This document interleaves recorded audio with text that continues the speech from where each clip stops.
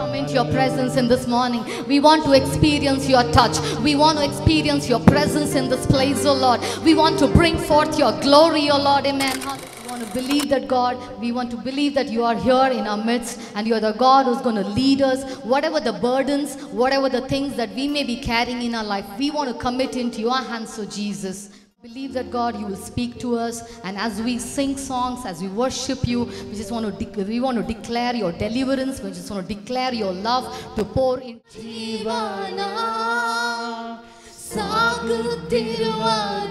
Yes, Lord.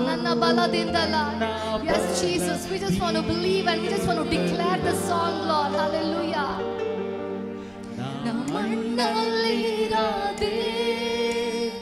ಉಸಿರಾಡುವುದು ನನ್ನ ಸಾಮರ್ಥ್ಯದಿಂದಲ್ಲ, ನನಗೆ ಬಾರದಂತ ನನ್ನ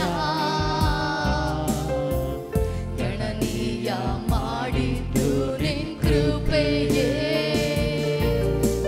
ಕೃಪೆಯೇ, ಕೃಪೆಯೇ, ಕೃಪೆ. Church, let's lift up our hands to heaven. Let's really tell God, hallelujah. Krupeye, krupeye, krupeye, krupeye, krupeye. Yesu appa ella ninna krupeye, krupeye, krupeye, krupeye. Yesu appa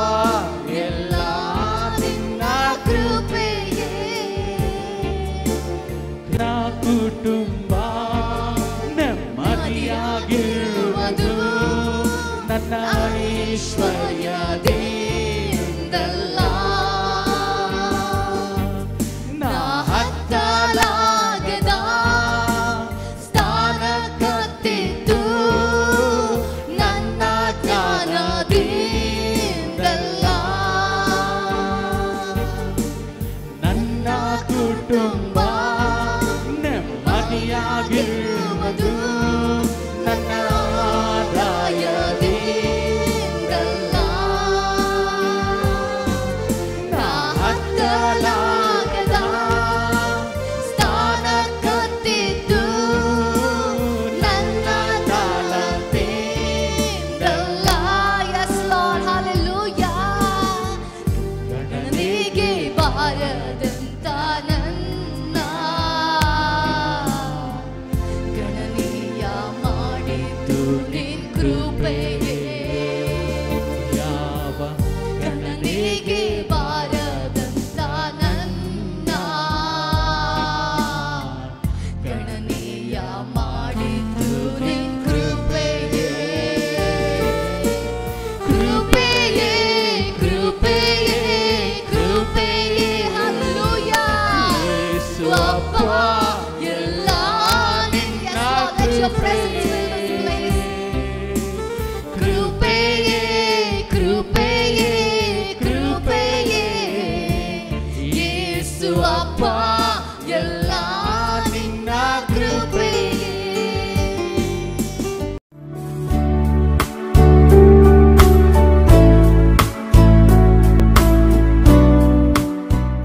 ನೋಡ್ತೀವಿ 8ನೇ ವಾಕ್ಯ ನೋಡು. 8ನೇ ವಾಕ್ಯ, ದೇವರಿಗೆ ಈಡನ್ನು ಕೊಟ್ಟು, ದೇವರಿಗೆ ಈಡನ್ನು ಕೊಟ್ಟು ಅವನ ಪ್ರಾಣವನ್ನ ಬಿಡಿಸಲಾರನು, ಅವನ ಪ್ರಾಣವನ್ನ ಬಿಡಿಸಲಾರನು. ಇದೆಲ್ಲರೂ ಅರ್ಥ ಮಾಡ್ಕೊಳ್ರಿ. ದೇವರಿಗೆ ನೀವು ಈಡನ್ನು ಕೊಟ್ಟು ಅವನ ಪ್ರಾಣವನ್ನ ಉಳಿಸಲಾರನು. ಕೆಲವು ಜನ ತಿಳ್ಕೊಂಡಿದ್ದಾರೆ, ನನ್ನ ಹತ್ರ ಭಾಳ ದುಡ್ಡಿದ್ದಾವೆ, ನಾನು ಪ್ರಾಣವನ್ನು ಉಳಿಸ್ತೀನಿ ಎಂಬುದಾಗಿ. ಹಲ್ಲೆಲೂಯಾ. ದೇವರ ನಾಮಕ್ಕೆ ಸ್ತೋತ್ರವಾಗಲಿ. ನಮ್ಮ ಆಂಟಿ ಒಂದು ಯಾವಾಗಲೂ ನಡೆದಿರೋ ಘಟನೆ ಹೇಳ್ತಾರೆ. ಒಬ್ಬ ಮನುಷ್ಯನು ಐಶ್ವರ್ಯವಂತನು, ಅವನ ಹತ್ರ ಬೇಕಾದಷ್ಟು ಆಸ್ತಿ ಇದ್ದು, ರೈಸ್ ಮಿಲ್ಲುಗಳಿದ್ದು, ಏನೇನೋ ಆಸ್ತಿ ಪಾಸ್ತಿಗಳು, ಕಾರ್ಖಾನೆಗಳು ಎಲ್ಲ ಇದ್ದು ಅಂದೆ. ಅವನಿಗೆ ಸುವಾರ್ತೆ ಸಾರಿದರೆ ಸ್ವಲ್ಪ ತಡೀರಿ ಕೇಳ್ತೀನಿ ಎಂಬುದಾಗಿ ಹೇಳಿದ್ರಂತೆ. ಆಮೇಲೆ ಅವನ 2 ಕಿಡ್ನಿನೂ ಫೇಲ್ ಆಗ್ಬಿಡ್ತು. 2 ಕಿಡ್ನಿನೂ ಫೇಲ್ ಆಗ್ಬಿಡ್ತು. ಡಾಕ್ಟ್ರ್ ಹತ್ರ ಅಡ್ಮಿಟ್ ಆದಾಗ ಡಾಕ್ಟ್ರ್ ಹತ್ರ ಹೇಳ್ತಾರೆ, ಡಾಕ್ಟ್ರೇ ನನ್ನ ಜೋಬಿನಲ್ಲಿ 3 ಲಕ್ಷ ರೂಪಾಯಿ ಇದ್ದಾವೆ, ನನ್ನ ಜೋಬಿನಲ್ಲಿ 3 ಲಕ್ಷ ರೂಪಾಯಿ ಇದೆ, ಏನಾದರೂ ಮಾಡಿ ನನ್ನ ಪ್ರಾಣ ಉಳಿಸು ಎಂಬುದಾಗಿ. ಹಲ್ಲೆಲೂಯಾ. ಏನಾದರೂ ಮಾಡಿ ನನ್ನ ಪ್ರಾಣವನ್ನು ಉಳಿಸು. ಡಾಕ್ಟ್ರ್ ಹೇಳಿದ್ರು, ನಾನು ದೇವರಲ್ಲಪ್ಪ ನಿನ್ನ ಪ್ರಾಣ ಉಳಿಸೋಕ್ಕೆ. ಹಲ್ಲೆಲೂಯಾ. ದೇವರಿಗೆ ಈಡನ್ನು ಕೊಟ್ಟು ಪ್ರಾಣ ಉಳಿಸೋಕ್ಕೆ ಸಾಧ್ಯನಾ? ಸಾಧ್ಯನಾ? ಸಾಧ್ಯವಲ್ಲ.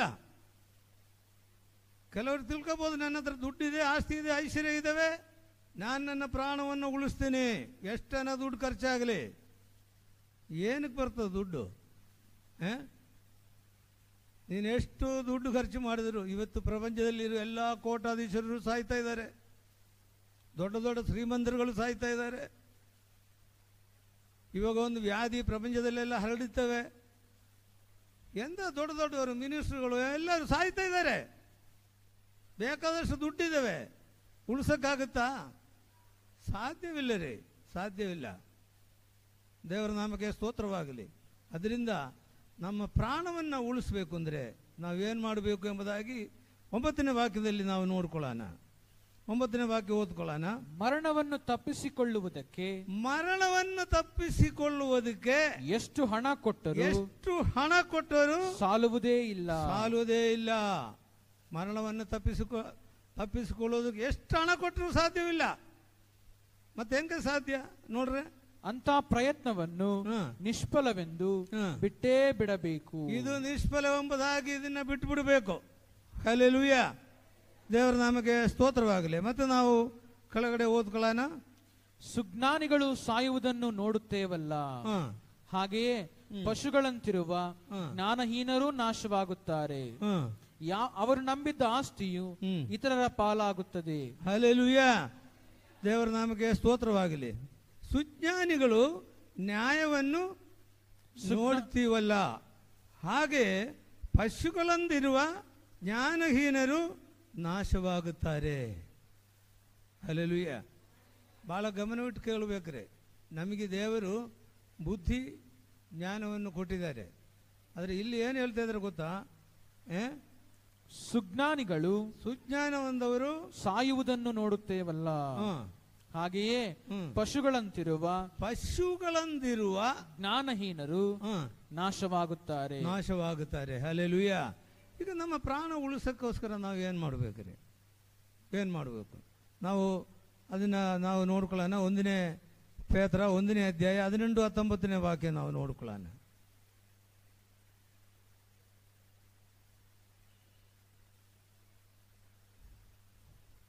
1ನೇ ಪೇತ್ರ 1ನೇ ಅಧ್ಯಾಯ 18 ಮತ್ತು 19ನೇ ವಾಕ್ಯ. ನಿಮ್ಮ ಹಿರಿಯರು ಕಲಿಸಿಕೊಟ್ಟ ವ್ಯರ್ಥವಾದ ನಂಬಿಕೆಯನ್ನು ನಡವಳಿಕೆಯಿಂದ ನಿಮಗೆ ಬಿಡುಗಡೆಯಾದದ್ದು ಬೆಳ್ಳಿ ಬಂಗಾರ ಮೊದಲಾದ ನಶಿಸಿ ಹೋಗುವ ವಸ್ತುಗಳಿಂದಲ್ಲ, ಪೂರ್ಣಾಂಗವಾದ ನಿಷ್ಕಳಂಕ ಯಜ್ಞದ ಕುರಿಯ ರಕ್ತದಿಂದಲೇ ನಿಮಗೆ ಬಿಡುಗಡೆಯಾಗಿದ್ದು. ಹಲ್ಲೆಲೂಯಾ. ದೇವರ ನಾಮಕ್ಕೆ ಸ್ತೋತ್ರವಾಗಲಿ. ಈ ಲೋಕದಲ್ಲಿ ಇರುವ ಐಶ್ವರ್ಯ, ಹಣ, ಸಂಪತ್ತುಗಳಿಂದ ನಿಮಗೆ ಬಿಡುಗಡೆ ಸಿಕ್ಕಲ್ರಿ. ನಶಿಸಿ ಹೋಗುವ ಬೆಳ್ಳಿ ಬಂಗಾರ ಇದ್ರೆ ಯಾವ್ದರಿಂದ ನಿಮಗೆ ಬಿಡುಗಡೆ ಸಿಕ್ಕಲ್ಲ. ಆದರೆ ಬಿಡುಗಡೆ ನಮಗೆ ಬೇಕಲ್ಲ? ಇಲ್ಲ, ಬಿಡುಗಡೆ ಬೇಕು. ಬಿಡುಗಡೆ ಯಾವುದರಿಂದ ಸಿಕ್ಕುತ್ತೆ?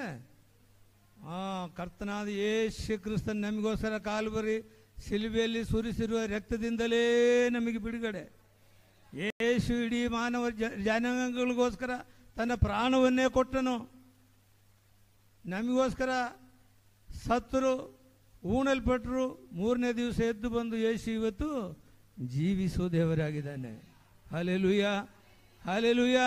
ಆ ಯೇಸು ಇವತ್ತಿಲ್ಲಿ ನಮ್ಮ ಮಧ್ಯದಲ್ಲಿದ್ದಾನೆ. ನಿನಗೆ ಬಿಡುಗಡೆ ಬೇಕಾ? ಮರಣವನ್ನು ಕಾಯಂ ತಪ್ಪಿಸೋಕ್ಕೆ ಯಾರ ಕೈಯಲ್ಲೂ ಸಾಧ್ಯವಿಲ್ಲ.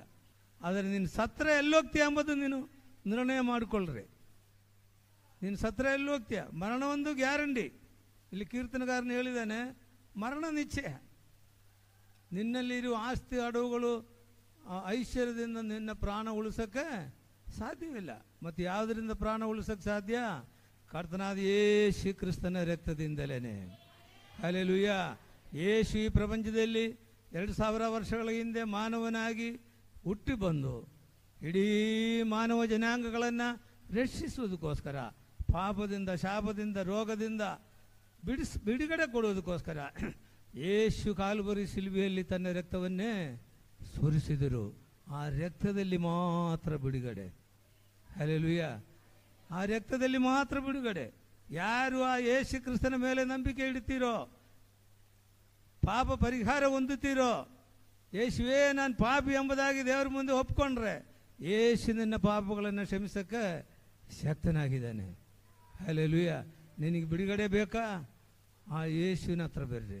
ಯೇಸುವೇ ನಾನು ಪಾಪಿ, ನನ್ನ ಪಾಪಗಳನ್ನೆಲ್ಲ ಕ್ಷಮಿಸಪ್ಪ ಎಂಬುದಾಗಿ ನೀನು ಬೇಡಿಕೊಂಡಾಗ ಯೇಸು ನಿನಗೆ ಬಿಡುಗಡೆ ಕೊಡುವ ದೇವರಾಗಿದ್ದಾನೆ. ಹಲ್ಲೆಲೂಯಾ. ದೇವರ ನಾಮಕ್ಕೆ ಸ್ತೋತ್ರವಾಗಲಿ. ಇಲ್ಲಿ ಜೀವದಲ್ಲಿ ಇದ್ದಾಗ ಬುದ್ಧಿ ಬಂದರೆ ಒಳ್ಳೆಯದು. ಇವತ್ತು ರಾತ್ರಿ ನಿನ್ನ ಪ್ರಾಣವನ್ನು ಕೇಳ್ತೀನಿ. ನೀನು ಕೂಡಿಸಿ ಇಟ್ಟಿರೋದೆಲ್ಲ ಯಾರಿಗೆ ಕೊಡ್ತೀರಪ್ಪ? ಯಾರಿಗೆ ಕೊಡ್ತೀರಿ? ಹಲ್ಲೆಲೂಯಾ. ದೇವರ ನಾಮಕ್ಕೆ ಸ್ತೋತ್ರವಾಗಲಿ. ಅದರಿಂದ ಜೀವದಲ್ಲಿದ್ದಾಗ ನಾವು ಬುದ್ಧಿವಂತರಾಗಬೇಕು. ಕಡೆ ವಾಕ್ಯ ಕೂಡ ಓದಿ ನಾವು ನಿಲ್ಲಿಸ್ಬಿಡೋಣ. 20ನೇ ವಾಕ್ಯ. ವಿವೇಕಹೀನ ಮನುಷ್ಯನು ಎಷ್ಟು ಘನವಾದ ಪದವಿಯಲ್ಲಿದ್ದರೂ ಪಶುಗಳಂತೆಯೇ ಇಲ್ಲವಾಗುತ್ತಾನೆ. ನೋಡ್ರಿ, ಇಲ್ಲಿ ನಾನಾಗಲೇ ಹೇಳಿದ್ದೆ, ಜ್ಞಾನ ಬೇರೆ, ವಿವೇಕ ಬೇರೆ. ಮನುಷ್ಯನಿಗೆ ಅವನೆಷ್ಟನ್ನು ಓದರೆ, ಅವನು IAS ಓದರೆ, ಏನಾದರೂ ಓದ್ಕೊಳ್ಳಿ, ಅವನು IPS ಓದರೆ, ದೊಡ್ಡ ದೊಡ್ಡ ಡಿಗ್ರಿಗಳು ಹೋಗಲಿ, PhD ಹೋಗಲಿ, ಸೈಂಟಿಸ್ಟ್ ಆಗಲಿ, ಅವನಿಗೇನಿದೆ? ಜ್ಞಾನ ಇದೆ. ಜ್ಞಾನದಿಂದಲೇ ಅವನಿಷ್ಟೆಲ್ಲ ಓದಿ ಬುದ್ಧಿವಂತರಾಗೋದು. ಆದರೆ ಜ್ಞಾನ ಮಾತ್ರ ಸಾಲದು. ಮತ್ತೇನು ಬೇಕು? ವಿವೇಕ ಬೇಕು. ವಿವೇಕ. ಇಲ್ಲಿ ಏನು ಹೇಳ್ತಾ ಇದ್ದಾನೆ? ವಿವೇಕಹೀನ ಮನುಷ್ಯನು ಎಷ್ಟು ಘನವಾದ ಪದವಿಯಲ್ಲಿದ್ದರು. ಎಷ್ಟು ಘನವಾದ ಪದವಿಯಲ್ಲಿ. ಘನವಾದ ಪದವಿ ಅಂದರೆ ಏನು? ಅವನು ಮಂತ್ರಿ ಆಗಲಿ, ರಾಜ ಆಗಲಿ, ಪ್ರೈಮ್ ಮಿನಿಸ್ಟರ್ ಆಗಲಿ, ಎಂಥ ಪದವಿಯಲ್ಲಿದ್ದರೂ ಅವನಿಗೆ ಬೇಕಾಗಿರೋದೇನು? ವಿವೇಕ ಬೇಕು.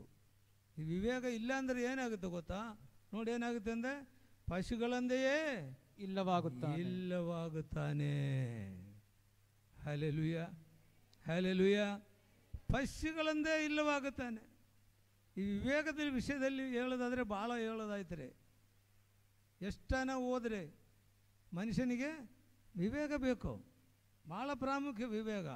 ವಿವೇಕ ಇಲ್ಲದ್ರೆ ಬರೀ ಪಶುಗಳಂದೆ. ಪಶುಗಳಿಗೆ ಏನಾದ್ರು ಗೊತ್ತಾಯ್ತಾ? ಹುಲ್ಲು ಕೊಟ್ಟರೆ ತಿಂತದೆ, ಇಲ್ಲದ್ರೆ ಸುಮ್ಮನೆ ಇರ್ತಾನೆ. ಹುಲ್ಲು ತಗೊಂಡೋಗಿ ಹಾಕಿದ ತಕ್ಷಣ ಏನೇನು ಸ್ವಲ್ಪ ಹುಲ್ಲು ಹಾಕೊಂಡು ಹೇಳ್ತದಾ? ಹೇಳಲ್ಲ. ಸ್ವಲ್ಪ ಹಾಕಿದ್ರೂ ತಿಂತದೆ, ಜಾಸ್ತಿ ಹಾಕಿದ್ರೂ ತಿಂತದೆ, ಎಷ್ಟು ಹಾಕಿದ್ರೂ ತಿಂತದೆ, ಇಲ್ಲ ಅಂದರೂ ಸುಮ್ಮನೆ ಇರ್ತದೆ. ಹಲ್ಲೆಲೂಯಾ. ವಿವೇಕ ಇಲ್ಲ. ಪಶುಗಳಂದಾಗಬಾರದು ನಾವು ದೇವರು ನಮ್ಮನ್ನು, ದೇವರ ಸ್ವರೂಪದಲ್ಲಿ ನಮ್ಮನ್ನು ಸೃಷ್ಟಿ ಮಾಡಿದ್ದಾರೆ. ನಮಗಿಷ್ಟ ಬಂದಂಗೆ ಜೀವಿಸೋಕ್ಕಲ್ಲ. ವಿವೇಕ ಇಲ್ಲದಲೇ ಪಶುಗಳಂತೆ ಜೀವಿಸೋದಕ್ಕಲ್ಲ ದೇವರು ನಮ್ಮನ್ನು ಸೃಷ್ಟಿ ಮಾಡಿರೋದು. ವಿವೇಕವುಳ್ಳವರಾಗಿರಬೇಕು. ಮುಖ್ಯವಾಗಿ ವಿವೇಕ ಏನು ಗೊತ್ತಾ? ನಮಗೆ ದೇವರೊಂದು ಆತ್ಮ ಕೊಟ್ಟಿದ್ದಾರೆ. ಈ ಆತ್ಮ ನಾಶವಾಗಬಾರದು. ನಮ್ಮ ಶರೀರ ಸತ್ತು ಮಣ್ಣು ಪಾಲಾಗಿ ಹೋಗುತ್ತೆ. ಆದರೆ ಈ ಆತ್ಮ ನರಕಕ್ಕೆ ಹೋಗಬೇಕು, ಇಲ್ಲ ಸ್ವರ್ಗಕ್ಕೆ ಹೋಗ್ಬೇಕ್ರಿ. ಹಲ್ಲೆಲೂಯಾ. ಇದೇ ಮುಖ್ಯವಾದ ವಿಷಯ. ಅದರಿಂದ ನಾವೆಲ್ಲರೂ ವಿವೇಕವುಳ್ಳವರಾಗಿ ಜೀವಿಸಬೇಕು. ವಿವೇಕವಿಲ್ಲಂದರೆ ಯಾರಾಗುತ್ತೆ? ಪಶುಗಳಂದೆ. ಹಲ್ಲೆಲೂಯಾ. ನಾವು ಪಶುಗಳಂದಾಗೋದು ಬೇಡ್ರಿ. ನಾವು ವಿವೇಕವುಳ್ಳವರಾಗಿರಬೇಕು. ನಮ್ಮ ಆತ್ಮ ಕುರಿತಾಗಿ ನಾವು ಲಕ್ಷ್ಯ ಇಡಬೇಕು. ನಾವು ನಿತ್ಯ ಜೀವಕ್ಕೆ ಹೋಗಬೇಕು, ಪರಲೋಕಕ್ಕೆ ಹೋಗಬೇಕು ಎಂಬುದಾಗಿ ನಾವು ಕರ್ತನಾದ ಯೇಸು ಕ್ರಿಸ್ತನಲ್ಲಿ ನಂಬಿಕೆ ಇಟ್ಟು ನಾವು ಜೀವಿಸೋಣ. ಈ ವಾಕ್ಯಗಳಿಂದ ದೇವರು ನಮ್ಮನ್ನು ಆಶೀರ್ವದಿಸಲಿ. ನಾವು ಪ್ರಾರ್ಥನೆ ಮಾಡೋಣ. ನಮ್ಮನ್ನು ಬಹಳವಾಗಿ ಪ್ರೀತಿ ಮಾಡುವ ಸ್ವರ್ಗೀಯ ತಂದೆಯಾದ ದೇವರೇ, ಕರ್ತನೇ, ನೀನು ನಮ್ಮನ್ನು ಸೃಷ್ಟಿ ಮಾಡಿದ್ರಲ್ಲಪ್ಪ. ನೀನು ನಮ್ಮನ್ನು ಸೃಷ್ಟಿ ಮಾಡಬೇಕಾದ್ರೆ ನಿನ್ನ ಸ್ವರೂಪದಲ್ಲಿ ನಮ್ಮನ್ನು ಸೃಷ್ಟಿ ಮಾಡಿದೆಯಲ್ಲಪ್ಪ ಕರ್ತನೆ. ನಾವು ಪಶುಗಳಿಂದ ವಿವೇಕ ಇಲ್ಲದವರಾಗಿ ಜೀವಿಸೋದಲ್ಲಪ್ಪ, ವಿವೇಕವುಳ್ಳವರಾಗಿ ಜೀವಿಸೋದು ನಮಗೆ ಸಹಾಯ ಮಾಡಪ್ಪ. ಯೇಸುವೆ, ನೀನು ನಮಗೋಸ್ಕರ ಕಾಲ್ವರಿ ಶಿಲುಬೆಯಲ್ಲಿ ಸತ್ತು ಉಣಲ್ಪಟ್ಟು 3ನೇ ದಿವಸ ಎದ್ದು ಬಂದು ಇವತ್ತು ಜೀವಿಸೋ ದೇವರಾಗಿದೆ. ನಾನು ನಿಮ್ಮನ್ನು ನಂಬುತ್ತಾ ಇದ್ದೀನಿ ಕರ್ತನೆ. ನಮ್ಮ ಪ್ರಾಣವನ್ನು ರಕ್ಷಿಸಪ್ಪ ಕರ್ತನೆ. ನಮಗೆ ಬಿಡುಗಡೆ ಕೊಟ್ಟಿರುವ ದೇವರು ನೀನಾಗಿದೆಯಲ್ಲಪ್ಪ. ನಮಗೆ ಬಿಡುಗಡೆ ಆಗಿದ್ದು ಕರ್ತನೆ ಬೆಳ್ಳಿ ಬಂಗಾರ ಇವ ನಶಿಸಿ ಹೋಗುವ ವಸ್ತುಗಳಿಂದ ಅಲ್ಲ, ಪೂರ್ಣಾಂಗವಾದ ನಿಷ್ಕಳಂಕವಾದ ನಿನ್ನ ರಕ್ತದಿಂದಲೇ ನಮಗೆ ಬಿಡುಗಡೆ ಕೊಟ್ಟಿದೆಯಲ್ಲಪ್ಪ. ಬಿಡುಗಡೆ ಇಲ್ಲದಲೇ ಯಾರು ನಿತ್ಯ ಜೀವಕ್ಕೆ ಹೋಗಕ್ಕೆ ಸಾಧ್ಯವಿಲ್ಲಲ್ಲಪ್ಪ ಕರ್ತನೆ. ಯೇಸುವೆ, ನನ್ನನ್ನು ಕೇಳುವ ಎಲ್ಲರೂ ರಕ್ಷಣೆ ಹೊಂದಿ ನಿತ್ಯ ಜೀವಕ್ಕೆ ಬಾಧ್ಯಸ್ಥರಾಗುವಂತೆ ನೀನು ಸಹಾಯ ಮಾಡಪ್ಪ. ಈ ಪ್ರಪಂಚದಲ್ಲಿ ಈ ದೊಡ್ಡ ವ್ಯಾಧಿಗಳನ್ನ ಹರಡ್ತಾ ಇರಬೇಕಾದ್ರೆ ಎಲ್ಲರೂ ದೇವರ ಕಡೆ ತಿರ್ಕೊಳ್ಳೋದೆಷ್ಟು ಅಗತ್ಯವಾಗಿದ್ದಾವೆ. ದೇವರೆಲ್ಲ ಅಸಾಧ್ಯವಾದದೊಂದೂ ಇಲ್ಲ ಕರ್ತನೆ. ಕರ್ತನೆ, ನೀನೇ ಜನಗಳ ಮೇಲೆ ಕರುಣೆ ತೋರಪ್ಪ. ನಿನ್ನನ್ನು ನೋಡುವರಾಗಿ ಎಲ್ಲರನ್ನು ಮಾಡು. ನಿನ್ನ ಕಾಲ್ವರಿ ಶಿಲುಬೆಯಲ್ಲಿ ದೃಷ್ಟಿ ಇಟ್ಕೊಂಡು ಕರ್ತನೆ ನಿತ್ಯ ಜೀವಕ್ಕೆ ಬಾಧ್ಯಸ್ಥರಾಗಿ ಜೀವಿಸುವಂತೆ ನೀನು ಸಹಾಯ ಮಾಡು. ಪ್ರಾರ್ಥನೆ ಕೇಳಿದಕ್ಕೋಸ್ಕರ ಸ್ತೋತ್ರ. ಯೇಸು ಕ್ರಿಸ್ತನ ನಾಮದಲ್ಲಿ ಬೇಡ್ತೀವಿ ತಂದೆಯೇ, ಆಮೆನ್.